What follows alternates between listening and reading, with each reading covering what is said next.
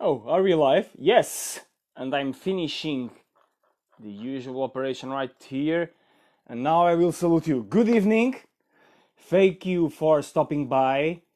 My name is Júlio Barroco, as you can see, and I will talk about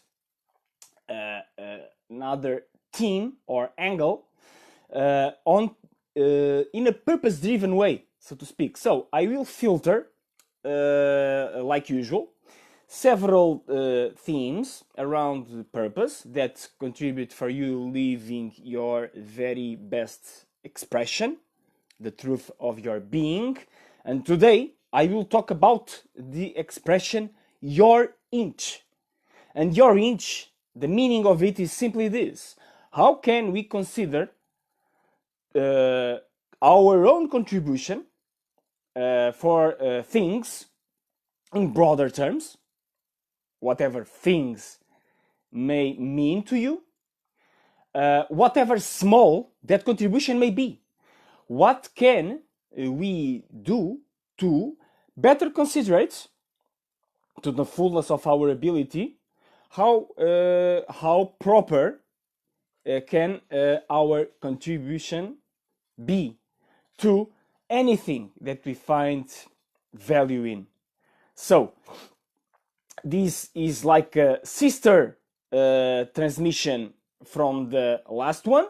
The last one was the all of you, like in the sense of seeing and grasping, of perceiving all our dimensions and building something that lasts around it all in terms of striving for ever more expressing the very best of ourselves. And then we saw how that best can be driven by our own perception of what best is and our own awareness regarding our possibilities, our capabilities, and though that ever expanding movement that happens into our lives.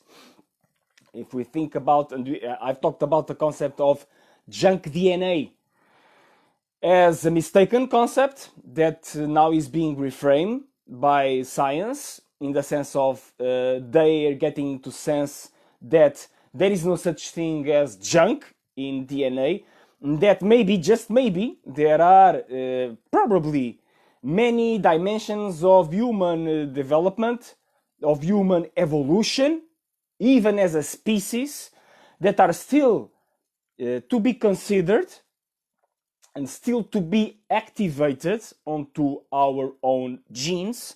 And as such, we don't really know what we can put onto the table of our best selves unless until we activate those realms that are yet unseen to many of us, to the vast majority of us. And then we talked that people in India, the most advanced yoga practitioners, the masters, they already are able to do many things. And I've talked about the yoga practitioners, we could talk about the martial artists, or the mystics, or the enlightened type of people interpretation, that they may have access to dimensions of their own selves that in fact are into any of us as humans, but not yet activated, not yet accessed in that sense. And so we can't make the proper expression of those because we are not having access to it. So that's the thing. And so that was the type of journey that we made yesterday, and that brings us into the perspective of, okay, Julie, but what can I do? What can we do with the small contribution that we have? And of course, we can take it from many sides, many angles, and I will tackle some of them that I believe that they are most worthy at this time. and so I will do so. But before I begin, I'll start to answering a question that was sent to me by the tutalista, the recurrent participant Julieta, and thank you so much for stopping by one more time. I'm seeing you again, and I will read your question. And you have asked me, do you think the more we see others making use of energy slash spiritual fields, even if just by poor alignment, and going through this quote unquote evolution, the more of us humans will embrace that possibility? Answering directly, yes, of course. We do. I tend to see this question as a belonging type of question. We humans have tribal, belonging, group, including herd mentality, inclinations. So we tend to do things better when followed and accompanied, when in relationship with others. Yes, for sure. And we tend to mimic the behaviors of others. We have our own mirroring taking place inside our brains that tend to match what we see on the outside, especially if we allocate meaning to that expression that represents ourselves. If we see ourselves alike other people doing stuff, we tend to do that very thing. So if we see people that are very similar to ourselves, in a sense, we are even more inclined to do that thing. And of course, if we think about concepts like shared biops psychic space, and now I'm forgetting the term, which is a very interesting term, like around an experiment with learning among monkeys. Yes, now I recall it. It's about the morphogenic fields, which was a term by a new Rupert Sheldrake scientist. Now I recall the name also, because I was not recalling when I started putting that information for you.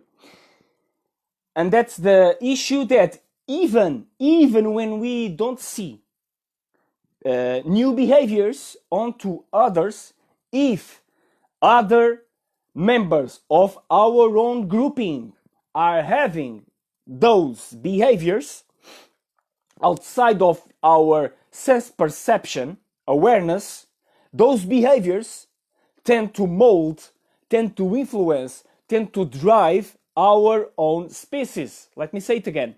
If one of my own species is putting up front an evolutionary behavior that make an impact into the species as a whole, yes, I will have my own sense of allowance and of availability to make that very same behavior, and even to access that very same behavior, that very same asset, readily available for me to download, so to speak, like if the behavior is being codified onto a cloud for all the species, for all the human species.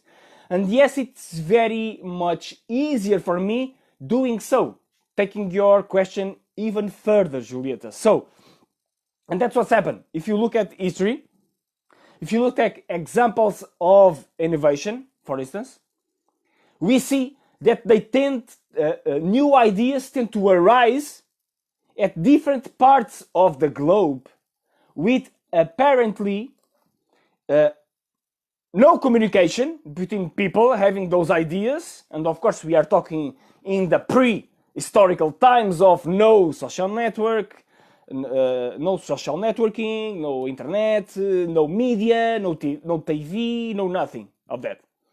If you think about the times of Buddha, at that very same time, just to mention an example, at that very same time, more other human beings of at the cusp of human evolution, if you want to consider that in that sense, were were living in that very same time, like Lao Tse, the author of Tao Te Ching, in China, which was not in India. Buddha and Lao Tse were not friends or acquaintance. They are not in contact with, as far as I know. And at the same time, Socrates, yes, Socrates was living also. And so this is a main thing. The people and ideas and new ways of dealing and seeing the world tend to arise in sync, whatever or not those people are around one another. And of course, this time, and that's one of the most strong evidence that I believe is really, really, really strong around the concept of a new age, of a new dawn for the humanity, or continuing to using the scientific metaphors of having come to a cusp, to a transition point for new powers to be unleashed from the human spirit. That's one of the reasons is that apparently there is human species are coming to a point where much more people are aware of their deepest nature. Much more people are aware of their ability to change their own perceptions, to change their own reality, to co-create their own reality in accordance with principles beyond their own egotistical needs, their own selfish ambitions or whatever. And they are coming to grasp the possibility of creating in accordance with nature and instead of creating against nature, creating with cooperation instead of creating with competition, in the sense of the competitive strength outside and separated from making things better together with others. Is the perspective of the robber instead of the builder, instead of the lone wolf instead of the fraternal type of engager with life. That's the thing. And so putting our own inch onto place really amounts to this. We can acknowledge, of course, that we are a small cell into the body, the big body of humanity. Yes, and we have our own lives to take care of, our bills to pay, house to take care, children, a job, a Saturday night with friends, and so on. But yes, is it possible that we can still make a difference being just a cell inside many, many, many others, billions of them? Of course it is. And of course we can and we should see things in that very way. And of course the expression our inch points to several other quantitative type of linguistic that we tend to use in our day-to-day basis. And this is a type of expression more in the English, of course, English language, because we don't have inches here in Portugal, or in the Portuguese language. We have centimeters, we have the metric scale, not that scale. And in a sense, I tend to agree with people who say that the English scale is somewhat more near reality than the metric scale, because the types of measures that they use are more humanly, in the sense of inch, feet, and other terms, similar terms. So, and that's the main issue here. When we think about putting our own very best contribution forward, We must think about in doing so in a measure that reflects us and our own preferences, not a measure that reflects humans or their more or less or others or their more or less appropriate sense of what's right for you, for me, or for anybody. So putting your own inch forward really amounts to getting the sense of whatever type of contribution you may bring to the table. It is a much needed contribution for the overall species as a whole that really propels the human species forward in that sense of the morphogenic field that I've talked about, Mr. Hubert Sheldrake idea. And we are putting more strength, more consistency onto the awareness field that is pervasive to all human beings, a sort of quantum soup, if you like, if you are fond with the terms and what they express and they convey. I believe so.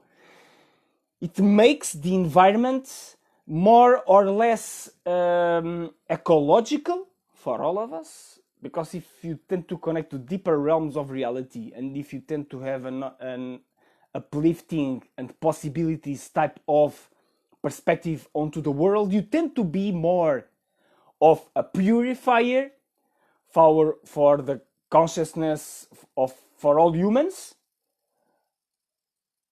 than the other way around.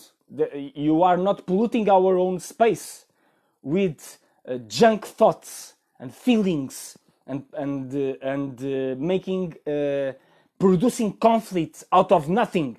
It's like an alchemic type of behavior turned upside down. It's the behavior that we see so many times on social media. The behavior of generating conflict out of nothing, out of just a slight difference of perspective, or just a small point of view, or just activism, online activism type of behavior, which really doesn't amount to much outside of this sphere, because many people still have the notion that social media is some sort of junk place, like the DNA. They see the social media realm like a sort of sanitarian type of spot where they can be themselves, which translated is really the thing that says, I really want to ventilate my anger, my frustration, my sense of ability to say whatever comes to my mind because I'm behind the screen, and so there are no consequences, apparently. And so I'll use my liberty to say whatever I want in whatever way possible. So that's one way of seeing the downside of that inch use. Because if I use my inch to nurture that type of behavior, if I use my inch to say, okay, I don't care, people are losing their heads, so why can't I lose mine? Why can't I say whatever I want to say? Why can't I present all sorts of conditioned behavior that I have without regarding the consequences, apparently? Yes. But if you see the thing in different terms, and if you see the thing beyond the herd group mentality, beyond the peer pressure to behave in such a terms, what is the type of behavior of such and such and such? What does a human development practitioner should say or do in times like these? And what should this and that and all sorts of artificial considerations and really amount to our need to belong, and it's connected to our need to survive our fear of not surviving as such, because if we are expelled from our tribe, and that could be really, really a problem, especially in more ancient societies, that in which being expelled from a tribe can really mean death, because people don't have the mobility and the ability to belong to other contexts and environments in order to survive. And unless you have a very specific type of constitution, awareness already, and depending, of course, on your conditions in your health state and age and so on, that it could be a really, really rough time. So, but that's not the case. That's not the case for many of us who have the opportunity to bring our own inch of meaning, our real meaning that arises from the depths of our being, meaning that contributes, that puts a little bit more of what we need into this world, and even more than more, passing the redundancy, better, because that's one of the flaws of this type of language, around inches and more, and going towards new heights of intended development and growth. It's the absolutism of it all. In a sense, it's the materialistic perspective. And it was a book written by, I believe it was by Pema Chodron, but I'm not sure. It's the book called Spiritual Materialism. That really is a critique, of course, around new age and self-help industry these days, and being a product of our own scientific materialism that we still live nowadays, and that tends to measure, quantify, compare, contrast all sorts of life perspectives taken as such, and that's a downfall. That can really be a downfall, even when we think about comparing with our own very best selves. Even if we think, oh, I'm onto a race with myself only, I'm making comparing only with myself in the past, because that's the way I can propel myself forward. Yes, and that's a metaphor or an idea that is duly shared onto several not so competitive areas of life, and competitive also. And I'm thinking about arts, I'm thinking about sports, and I'm thinking about all sorts of more soft endeavors in terms of human achievement. But in fact, I believe, in a sense, or in several senses, even comparing with ourselves can be for our own detriment. Yes, and that's quite an idea.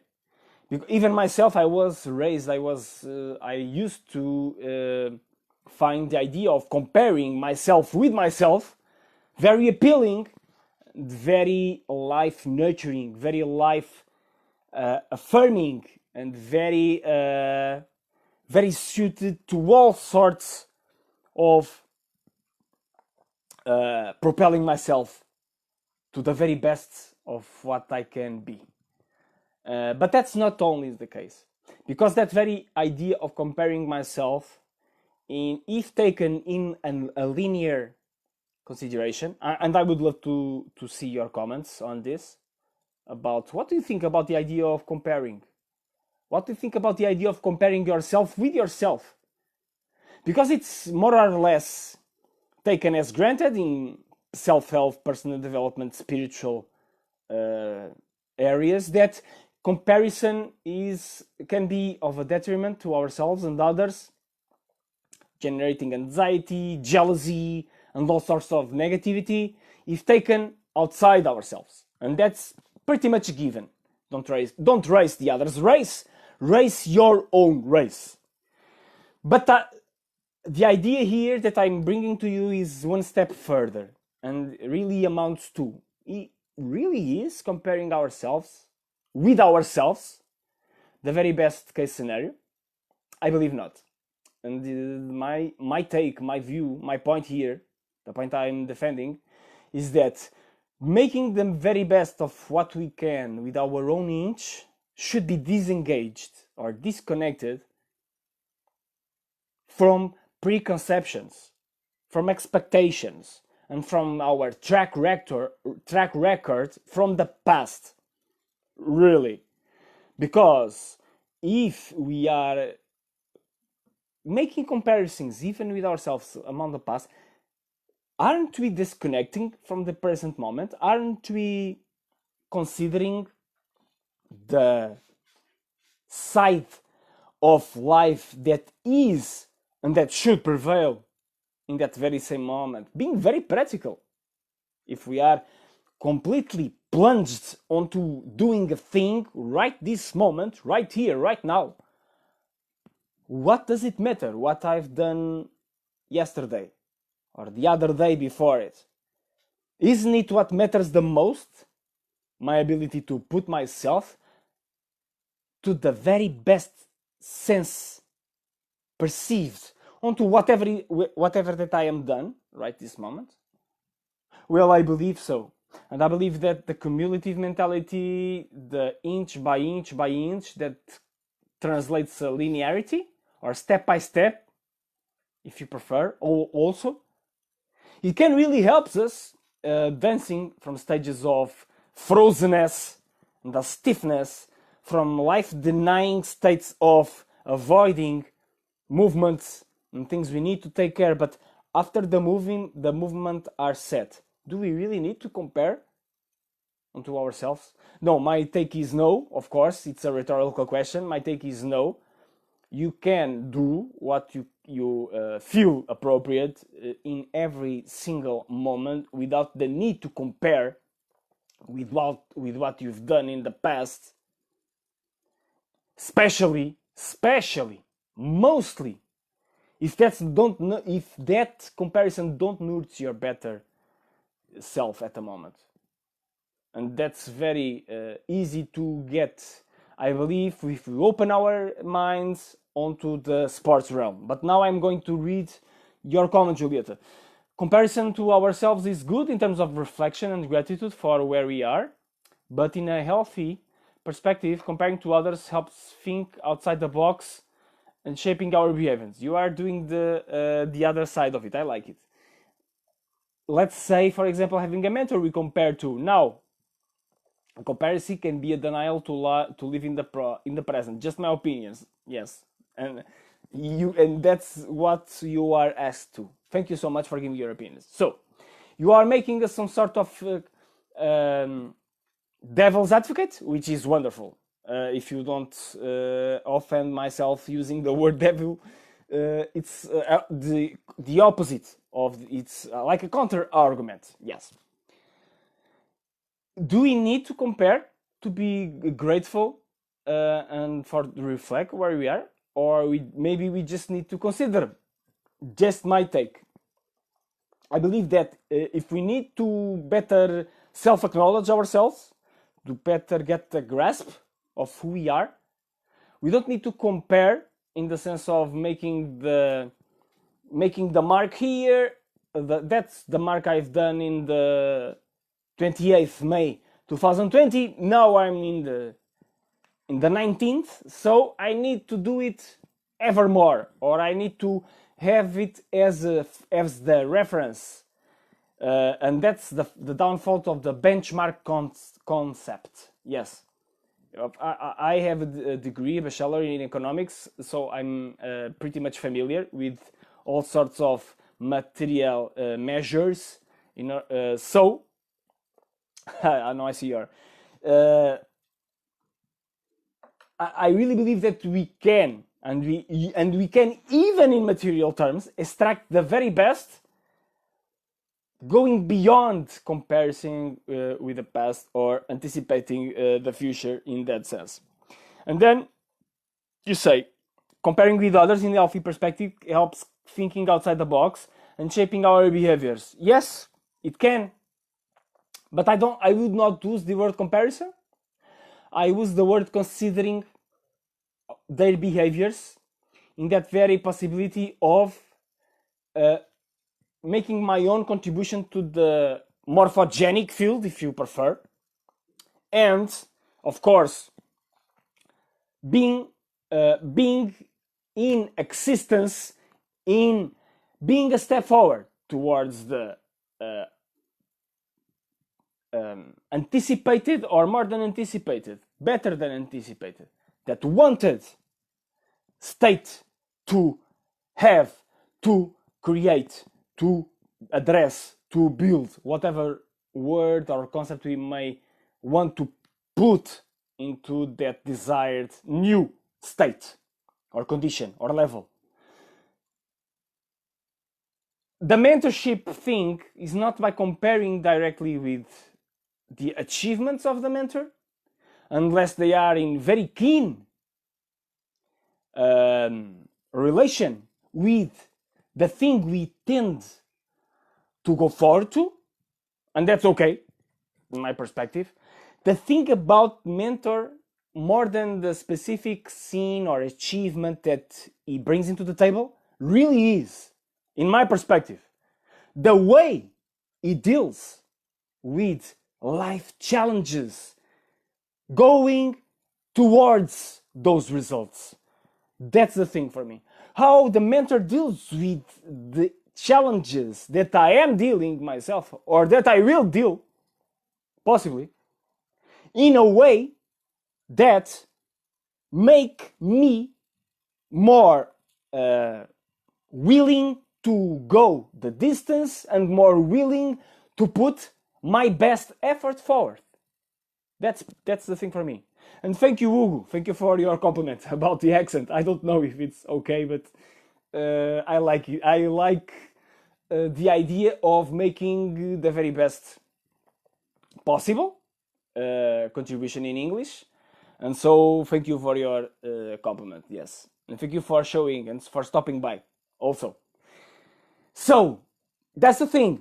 Our reach, if we can consider it in very different perspective beyond the materialistic and the measurable side of it, beyond the KPI type of worldview of life, behind the scorecard type of perspective, and I'm talking in strategic and management consultancy type of language, because that's a realm, because of a guy named Peter Drucker that stated that if you can't measure it, you can't plan for achieving it. And he was not quite right in my perspective, because objects can be to our detriment also, and that we are getting to a sense of it ever more clearly these days.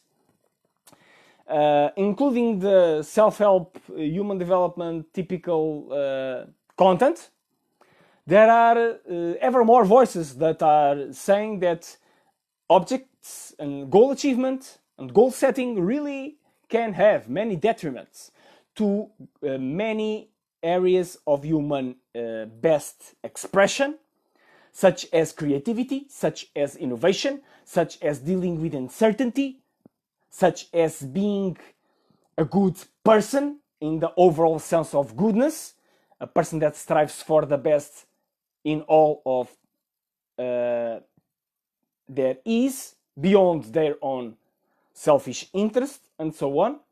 And so yes, I believe you bring many valid points, very valid points, Julieta, for sure. And those can be used as levers, in a sense. I believe we've talked about Mr. David Hawkins in previous lives.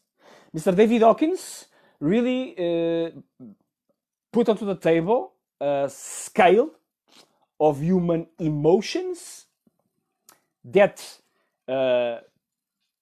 attribute a quantitative measure, a number. Mr. Hawkins put a number onto several different levels of awareness regarding emotional reality. And he put those very different levels. He put a score on those.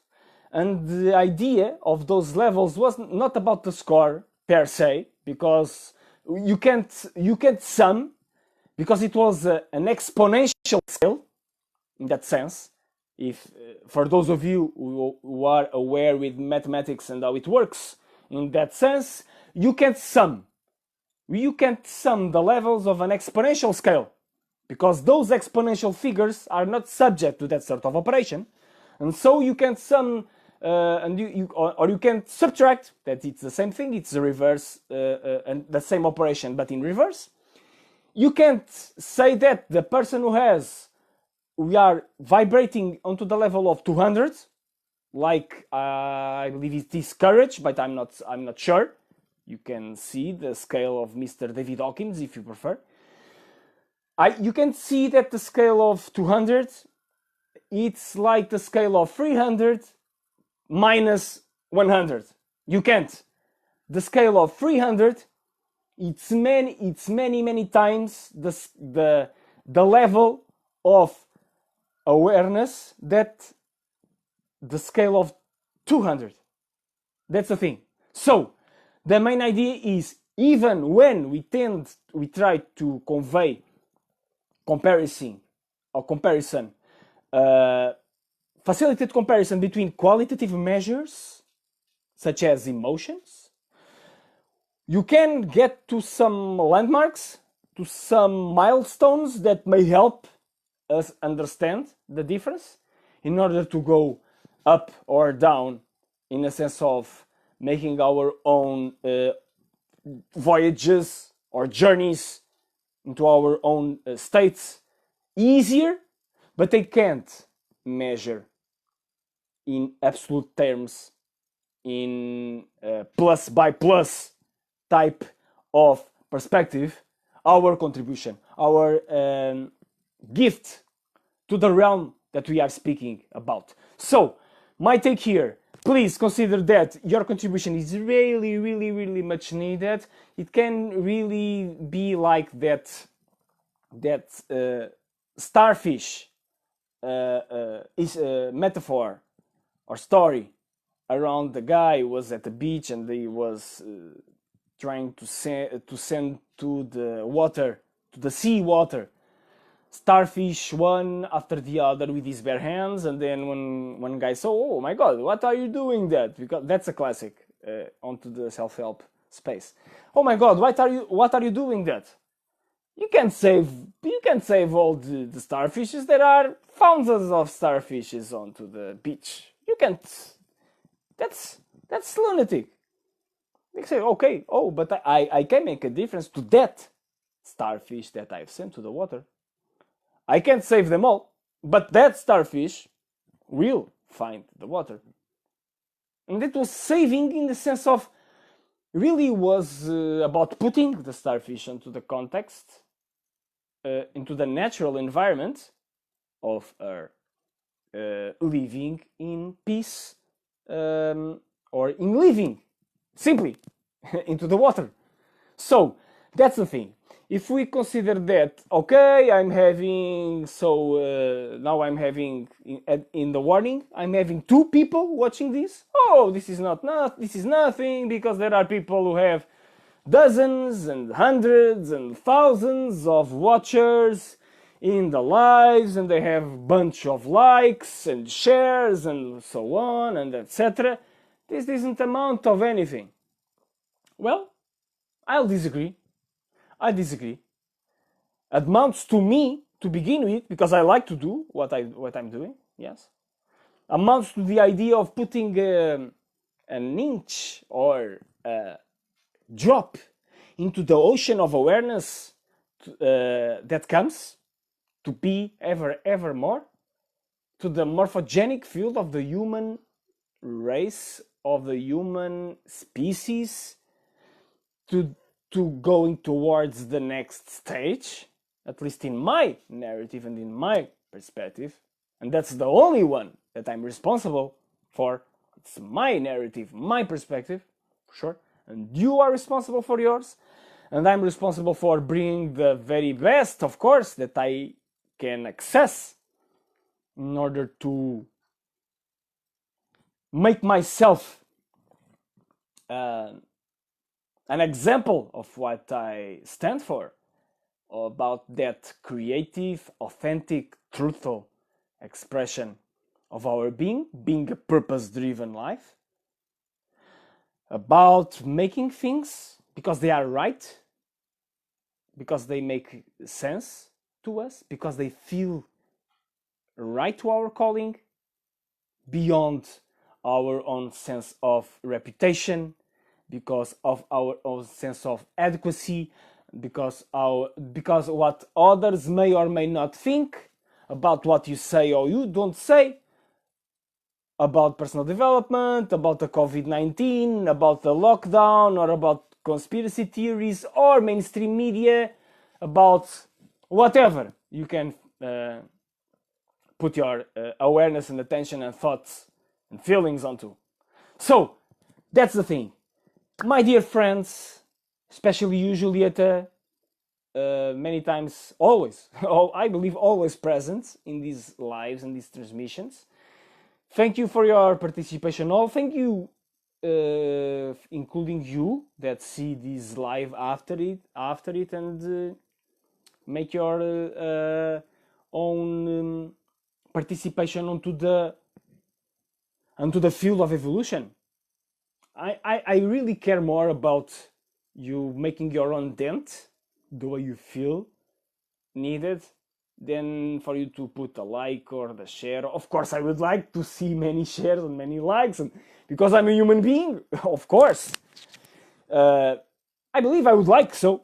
Not maybe some consequences of that happening. Maybe not. Depend. I don't know. I haven't dealt with those yet. So if those come, I will deal with it. If not, till the moment I think it's appropriate, I'll keep plunging my head, plunging my words, my energy, my own drive, my own presence, and all the bunch of forces that I believe exist, me and every other human being. Yes, my dear friends, my dear fellows, tomorrow we will talk about the building powers. Yes, the building powers. How do we consider, to the very best of our ability, those powers that build our purpose?